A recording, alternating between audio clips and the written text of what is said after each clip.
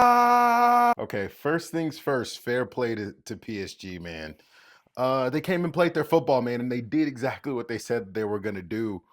They came to Anfield, a notorious place where it's feared, right? Across the nation, across the world, where we know that Anfield is one of the toughest places to come get a result. And PSG, they came and they did exactly what they said they were going to do. They were going to play their football. They weren't going to sit deep, and they were going to try to win this game. That first 90 was some of the best football that I've seen all year long, end to end stuff, man. PSG had a really good first half. We had a really good second half. I think going into that extra time, it was definitely fair.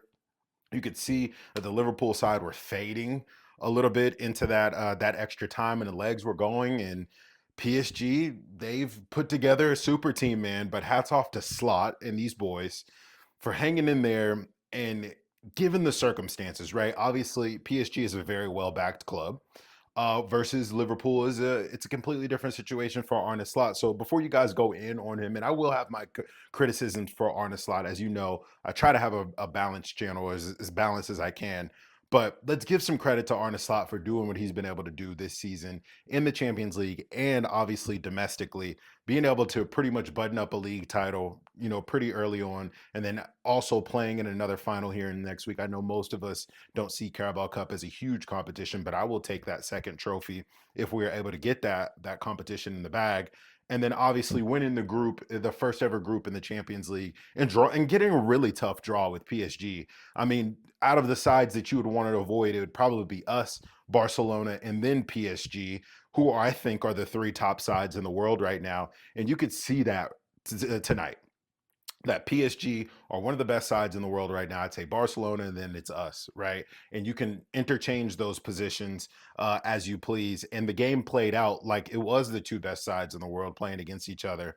Slot will have his blame for some of the lineup and the questionable order of the penalty taking, but you also have to give him credit due to not a single one of us thought at the beginning of this season that we were going to actually be going bar for bar with this PSG side, who have a Kvaratskhelia, who have Barkaloa, who have Dembele, who have Desire or Desiree Doué, right? And Warren Zaire Emery and Arkhaf Hakimi and Nuno Mendes was massive and helped shut down Mo Salah for a majority of this tie.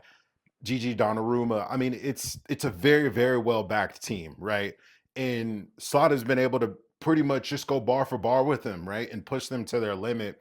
So instead of looking this as a failure, because it is far from a failure, and I know there's some Liverpool fans that will be saying that it is a failure. Yes, it's disappointment to a degree. Yes, there is going to be some disappointment there because I know expectations they change as seasons go on, especially given how our season has gone and how good that we have been. But let's not forget, most of us were going to be happy with a top four finish with Klopp leaving, absolutely no investment from FSG going into the summer, and then of course into January. But now, obviously, Slot has lost 5 games in all competitions since taking over Liverpool. That's absolutely unbelievable. So I know most of you are very smart. You guys aren't going to turn on Arne Slot. But I would say instead of looking at as too much of a disappointment, also look at how far that we can go and how far that we have gone, right? Look at it as almost like a measuring stick for the potential of this team. And if you look at it that way, I think you're going to feel very, very confident about this Liverpool side and how far it can go, how much more it can grow, and how much better it can be. And I think if PSG is able to keep this side together, I think it's going to be us two battling out in the. This ain't going to be the last time we see PSG in the Champions League. I think this could potentially be the dawn of a real rivalry between these two young sides because we are very young in ourselves as well. Don't forget that. So make sure you guys subscribe to the channel. We just hit 6,000. We're at 6,500. We're almost at 7,000 already when we just hit 6,000. So absolutely appreciate all of you guys. Make sure you put where you're watching from down below with all of the new people to the channel. Tell us where you're watching from below so we can connect. If you haven't, join the Discord. The Discord is open still right now. I'm working on getting that closed. But other than that, take advantage of it as you can. But let's jump into some of the details of the game. So like I said, expectations can change as the season go on. But you also got to understand the UCL is just in general is a hard competition to win. and to pretty much go undefeated in the group stage or in the league stage, finish top of the chart or top of the league in the group stage, right? The first time ever to do it, and then to unfairly get PSG, who I'm pretty sure nobody really wanted and who are just absolutely out of this world, and on form right now. But one thing is will be very, very clear for Arne Slot is that he will need to improve this side. And I think the side is nearly there. And I think the tactics fit really well with the personnel. But I still do think Liverpool are one of the best teams in the world. I just feel like they need just a notch more to get over that the best team in the world right now. I think we can probably put to bed that we are not the best team in the world as of right now, but we are in that top 3, top 5 category. And I think if they add the right pieces in the summer, we're going to be talking about being the best in the world. And when you have PSG bringing on Doué, Ramos, Warren Zaire Emery in replace of Kvaratskhelia and Dembele and Barcola, how do you how do how are you even dealing with that? So hats off to um Konate, VVD, and General Kwanzaa for dealing with the firepower that PSG brought and really keeping it 1-0 off of a mistake, mind you. And I'll put it right here. It looked like the pass that led up to that goal was offsides.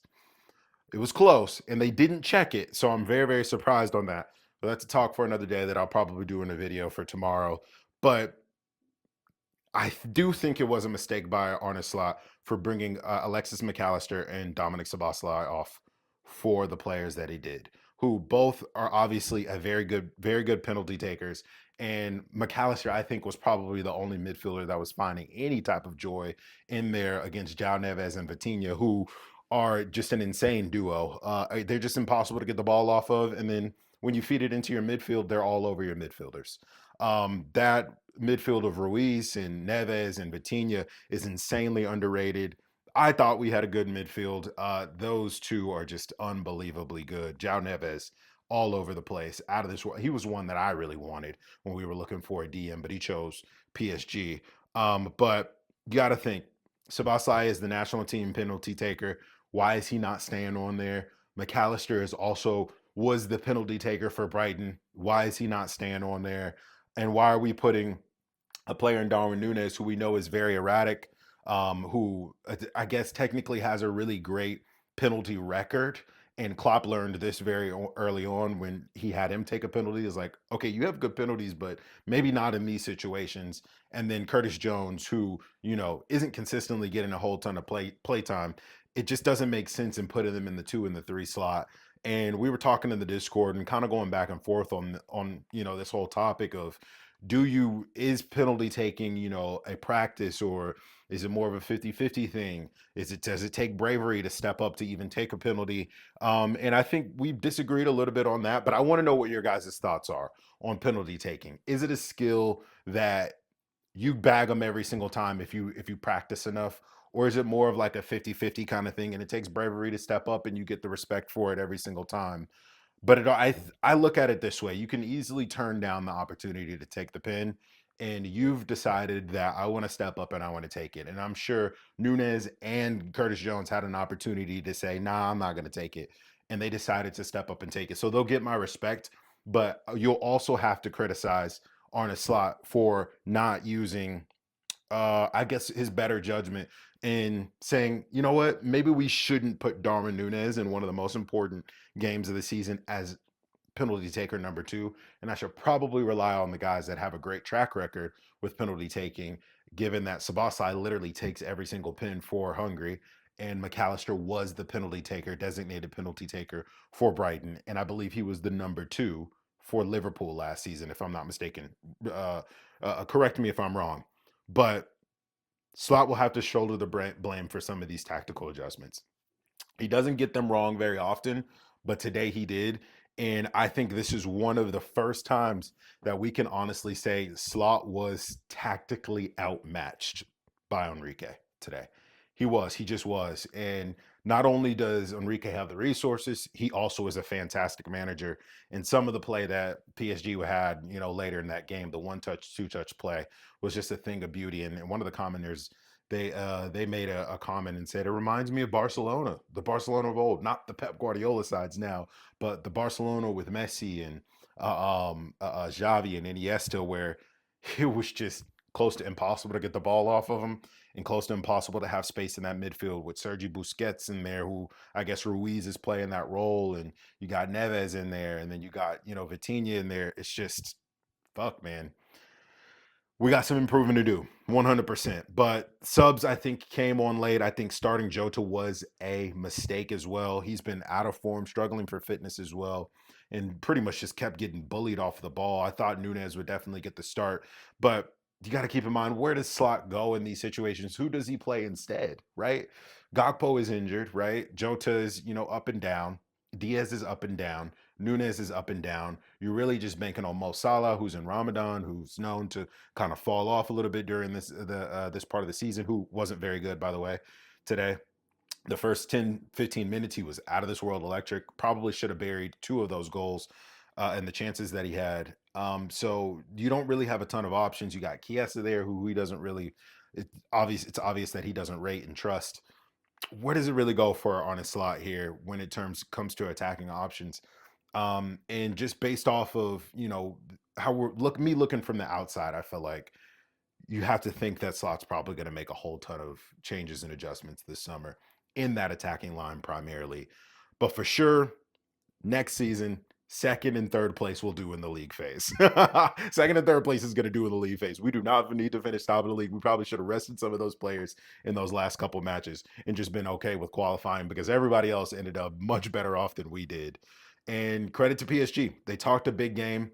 They came and they backed it up in one of the hardest places to do it and to even just get results out of and win matches. And they made it to penalties. Donnarumma was unbelievable from from that goalpost, man. He was taking up so much of that damn goal, bro. I was looking at him like, I don't even feel confident shooting on this motherfucker, bro. Like, what the hell is going on? And I feel like when Alisson got in the net, it was like plenty of space. I feel like my boy kind of looked small compared to him. And so it was just their day. Respect to them. I'm not one of those fans that cry robbery and say this is bull or that was bull, even though that offsides we got to talk about. But respect to PSG, I feel like they were the better side by this much, by this much. But that's enough in the Champions League, and they make it happen. So what happens next, right?